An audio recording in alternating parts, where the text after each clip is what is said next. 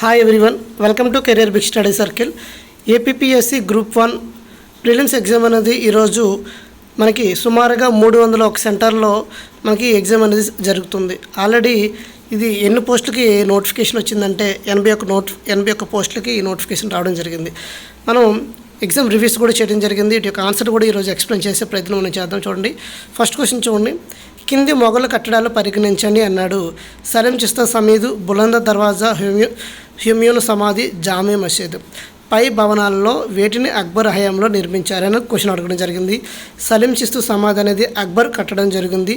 బులంద దర్వాజాని గుజరాత్ 1572-73 సంవత్సరంలో గుజరాత్ను ఆక్రమించుకొని ఆ గుజరాత్ విజయానికి సూచకంగా మనకి బులంద దర్వాజాని 1579 సంవత్సరంలో అక్బర్ నిర్మించడం జరుగుతుంది. అదేవిధంగా హ్యూమయూన్ సమాధి చూసినట్లయితే మనకి హ్యూమయూన్ సమాధి హ్యూమయూన్ భార్య అబుదబ్ బేగం ఢిల్లీలో ఈ సమాధిని నిర్మించడం జరుగుతుంది. ఈ హ్యూమయూన్ సమాధి అనేది లక్నో మనకి ఢిల్లీలో ఉంది. ఇది యునెస్కో చేత గుర్తించబడింది. జామా మసీద్ అనేది మనకి ఫతేపూర్ సిక్రీలో ఈ జామా మసీద్ ఉంది. మనం అక్బర్ కాలంలోనే చదువుకుంటాం. పై భవనాల్లో వేటిని అక్బర్ హయాంలో నిర్మించారు. ఇక్కడ జామా మసీద్ అక్కడ చూసినట్లయితే షాజహాన్ దగ్గర కూడా వస్తుంది, ఇక్కడ అక్బర్ దగ్గర కూడా వస్తుంది. ఇక మీకు చూసినట్లయితే పై భవనాల్లో వేటిని అక్బర్ హయాంలో నిర్మించారని అడగడం జరిగింది. మీకు చూసినట్లయితే ఇక్కడ ఆప్షన్లో అన్నిట్లో ఆప్షన్ 3 ఉంది. హ్యూమయూన్ సమాధి అనేది మన హ్యూమయూన్ భార్య కట్టడం జరిగింది, కానీ ఆప్షన్లో హ్యూమయూన్ అని ఉంది. ఇక్కడ మీరు చూసినట్లయితే ఇక్కడ ఆన్సర్ ఏమిస్తారనేది అఫీషియల్గా ఏమిస్తారనేది మనం ఒకసారి చూసే ప్రయత్నం చేద్దాం. తర్వాత నెక్స్ట్ క్వశ్చన్ చూడండి. అసిన్ హాలీ, ముర్షద కూలీ, చిన్న కల్వచ్చ ఖాన్, సఫ్దర్ సింగ్ వీళ్ళందరూ కూడా ఫస్ట్ ఆఫ్ ఆల్ పాలకుని స్థానం అడగడం జరిగింది. మనకి ముర్షద కూలీ చూసినట్లయితే మనకి బెంగాల్ పాలకుడు. చిన్న కల్వచ్చ ఖాన్ ఎవరంటే హైదరాబాద్ నిజాం. B2 ఉండాలండి, C3 ఉండాలంటే ఆప్షన్ 1 ఈజ్ ఎవరు ఆన్సర్ అండి. నెక్స్ట్ ఇక్కడ రుద్రదేవుడు, గణపతి దేవుడు, రుద్రమదేవి, ప్రతాపరుద్రుడు ఇవ్వడం జరిగింది. మనకి రుద్రదేవుడు చూసినట్లయితే మనకి 1000 స్తంభాల గుడి అండి, కాబట్టి A2 ఉండాలండి. ఇక్కడ ఆప్షన్లో చూసినట్లయితే A2 అనేది ఒకే ఒక దగ్గర ఉంది, ఆప్షన్ 2 అనేది రైట్ అవుతుందండి. అదేవిధంగా కడపటి మొఘలులు సరైన కాలక్రమాన్ని గుర్తించమన్నారండి. ఇక్కడ మీకు చూసినట్లయితే మనకి బౌద్ధుర్ షా మనకి ఎప్పుడు వస్తారంటే 1707 నుండి 1712 వరకు ఉంటారండి. మనకి బౌద్ధుర్ షా ఫస్ట్. తర్వాత జహీందర్ షా వస్తారండి, 1712 నుండి 1713 వరకు ఉంటారు. ఫరీక్ సియర్ ఎవరు అంటే 1713 నుండి 1719 వరకు ఉంటారండి. మహమ్మద్ షా 1719 నుండి 1748 వరకు ఉంటారు. షా ఆలంతో చూసినట్లయితే 1759 నుండి 1806 వరకు ఉంటారు. కాబట్టి option 3 is the right answer అండి. ఇది మనకి ఏం అడిగారంటే క్రోనలాజికల్ ఆర్డర్ అడగడం జరిగింది, కాబట్టి ఇది క్లియర్ ఆర్డర్ అండి. తర్వాత శివాజీ పరిపాలనలో డబీర్ అనేవారు ఎవరంటే డబీర్ అంటే మనకి క్లియర్గా విదేశీ అండి, విదేశీ వ్యవహారాల రాజుకు తోడ్పడే గురువు అండి. కాబట్టి ఆప్షన్ మన ఏమవుతుంది 4 ఈజ్ రైట్ ఆన్సర్ అవుతుంది. ఫ్రెంచ్ స్థావరాల స్థాపనపై సరైన కార్యక్రమాన్ని గుర్తించండి. ఇది కూడా క్రోనలాజికల్ ఆర్డర్లో ఇవ్వడం జరిగింది. అయితే మనకి 1667లో సూరత్ ఉంటుందండి.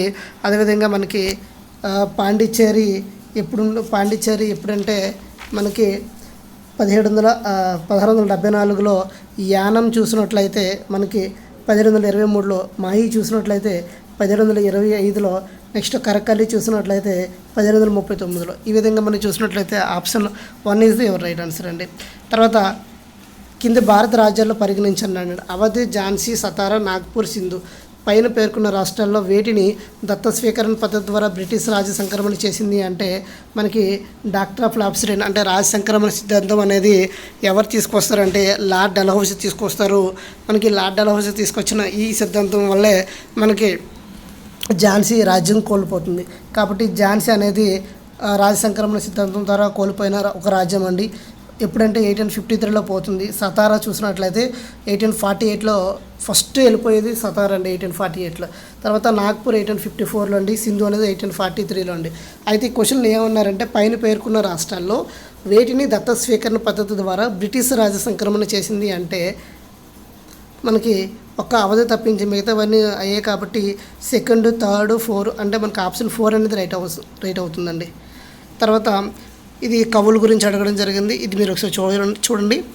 తర్వాత మనకి పండిట్ ఈశ్వర్ చంద్ర విద్యాసాగర్ మనకి చూసినట్లయితే భారతదేశంలో మహిళల అభ్యున్నతికి ఆయన చేసిన సహకారం చాలా గొప్పదండి. మనకి ఏంటంటే వితంతు పునర్వ చట్టం రూపొందించడం కోసం అతను శక్తివంతమైన ఉద్యమాన్ని మనకి ఏంటంటే వీడియో రీమ్యారేజ్ యాక్ట్ని తీసుకురావడం జరిగింది.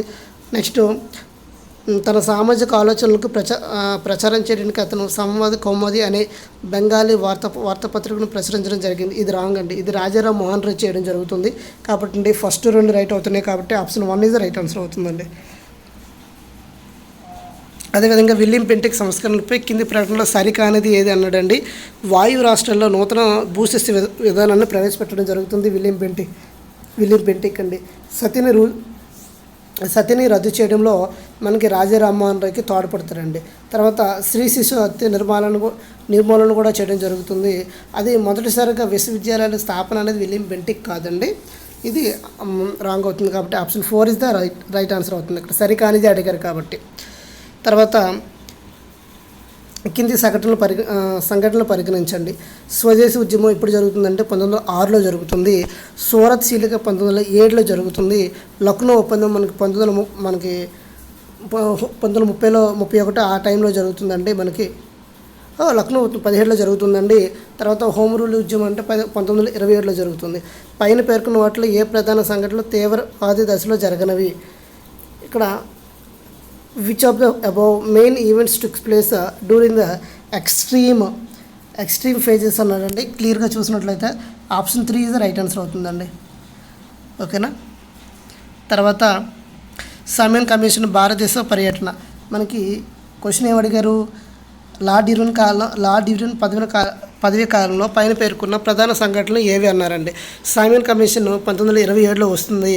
లాహోర్ సమావేశం, పూర్ణ స్వరాజ్య తీర్మానం 1929లో జరుగుతుంది. దండయాత్ర ఎప్పుడు జరుగుతుందంటే 1931లో స్టార్ట్ అవుతుంది. కాబట్టి ఈ 3 ఈవెంట్లు కూడా మనకి ఉండడం జరుగుతుంది. కాబట్టి ఆప్షన్ 4 రైట్ ఆన్సర్ అవుతుందండి. కింది విప్లవకారులలో పరిగణించండి. భగత్ సింగ్, సత్యేంద్రనాథ్ సన్యాల్, జోగేష్ చంద్ర చటర్జీ, రామ్ ప్రసాద్ బిస్వాల్, చంద్రశేఖర్ ఆజాద్. 1924లో హిందుస్థాన్ రిపబ్లిక్ అసోసియేషన్ స్థాపించిన వారిలో ఎవరున్నారు?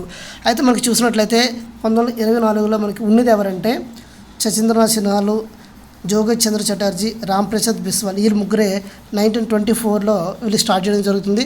అయితే 1925లో దాన్ని చంద్రశేఖర్ ఆజాద్ అడాప్ట్ చేసుకొని దాన్ని ముందు లీడ్ చేయడం జరుగుతుంది. అంటే కాబట్టి 2, 3, 4 అనేది రైట్ అవుతుందండి. 2, 3, 4 ఎక్కడున్నా చూసినట్లయితే మనకి ఏమవుతుందంటే 2 ఉండాలి, 3 ఉండాలి. 2, 3, 4 ఇది ఒకటి. కాబట్టి మనకి ఏమవుతుంది? 2 సెకండ్ ఆప్షన్ అనేది రైట్ అవుతుందండి. చంద్రశేఖర్ ఆజాద్ 1925లో రావడం జరుగుతుందండి. నెక్స్ట్ క్వశ్చన్ చూసినట్లయితే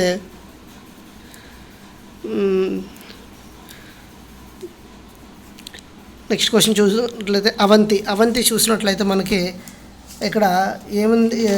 క్వశ్చన్ చూసినట్లయితే అవంతి ఏమడిగారంటే రాజధాని అడగడం జరిగిందండి. అవంతి చూసినట్లయితే మనకి ఉజ్జాయిని అవుతుంది. కాబట్టి ఫస్ట్ ఆప్షన్ రైట్ ఆన్సర్ అవుతుందండి. అవంతి, ఉజ్జాయిని, కోసల, శ్రావస్త, వత్సంబ ఇవి రాజధానులు అండి. నెక్స్ట్ ఒరిస్సాల గురించి అడగడం జరిగింది. నెక్స్ట్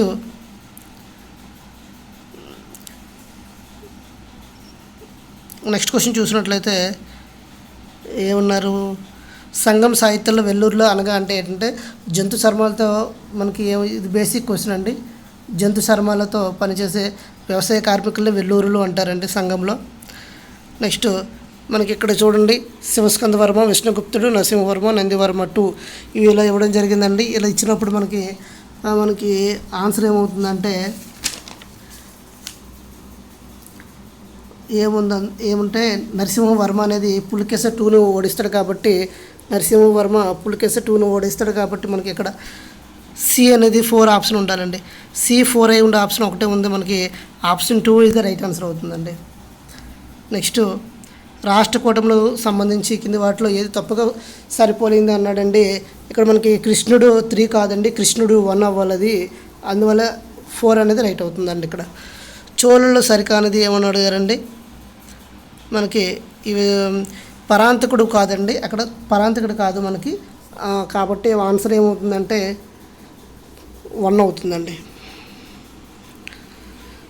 ఢిల్లీలో కువతుల్ ఇస్లాం అనే మసీదు నిర్మించింది ఎవరు అంటే కుతుబుద్దీన్ ఐబక్ అండి. ఇది బేసిక్ క్వశ్చన్ అండి. తర్వాత అబ్దుల్ రజాక్ అనే పర్షియన్ యాత్రికుడు విజయనగరం ఎవరి పాలనలో సందర్శించాడంటే దేవరాయలు 2 అండి. కాబట్టి 28-3 అవుతుందండి. మనకి తుకారాం ఎక్కడంటే మహారాష్ట్ర అండి.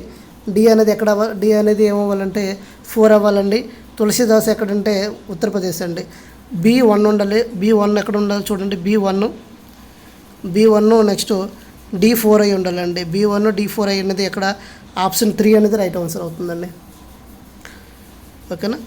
నెక్స్ట్ షేర్షా భూస్వస్థ పరిపాలన విధానం అంటే భూమి నుండి వచ్చే ఉత్పత్తి ఆధారంగా భూమిని 3 రకాలుగా విభజించడం జరిగిందండి. ఇది రైట్ అండి. అదేవిధంగా 1/4 వంతుని చేయడం జరిగింది. కాబట్టి ఆప్షన్ ఏమవుతుందంటే 2 ఇస్ ద రైట్ ఆన్సర్ అవుతుందండి. ఓవరాల్గా ఇది మనకి ఈరోజు వచ్చిన హిస్టరీ క్వశ్చన్స్ అండి. సో ఈ ఎక్స్ప్లెనేషన్ మీకు నచ్చినట్లయితే లైక్ చేయండి, షేర్ చేయండి, సబ్స్క్రైబ్ చేసుకోండి. Thank you all. జై హింద్.